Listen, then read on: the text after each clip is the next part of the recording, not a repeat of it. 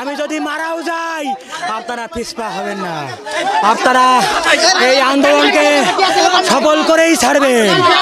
আমি আবারও বলতে চাই, আমি টিয়ার সেল কেউ কেনতে হয়নি।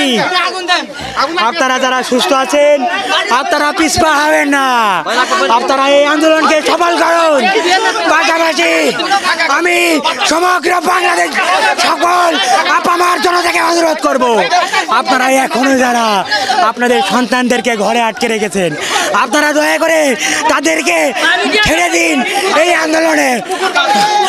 আন্দোলনে অংশগ্রহণ করতে দিন। মনে রাখবেন, আমরা যদি এই আন্দোলনে ব্যর্থ হই আগামীর বাংলাদেশ ব্যর্থ হবে। আপনারা ভাববেন না আমরা যদি ব্যর্থ হই সব কিছু ঠিকঠাক হয়ে যাবে। আমরা যদি আজ থেমে যাই, এই আন্দোলন যদি থেমে যায়, বাংলাদেশের স্বাধীনতা সার্বভৌমত্ব সব কিছু আমরা হারিয়ে ফেলবো।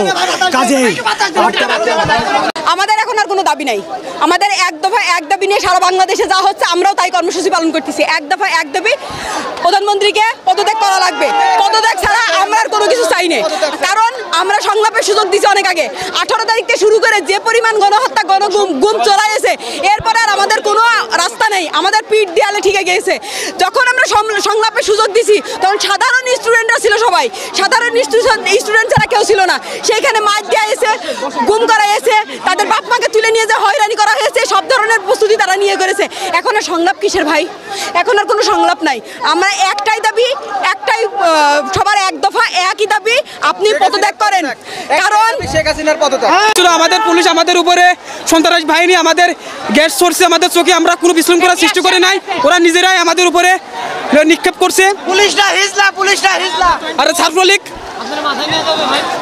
আচ্ছা ভাই আমাদের উপরে ছাত্রলীগ পুলিশ লীগ যত লীগ আছে ভাই সম্পূর্ণ আমাদের উপর অত্যাচার করছে ভাই। বিনি কাজে আমাদের চোখে মুখে গ্যাস ছাড়ছে। আমাদের অবস্থা দেখেন কি হয়েছে। আমাদের 3-4 ভাই আহত হয়েছে এবং তো হসপিটালও নিয়ে গেছে।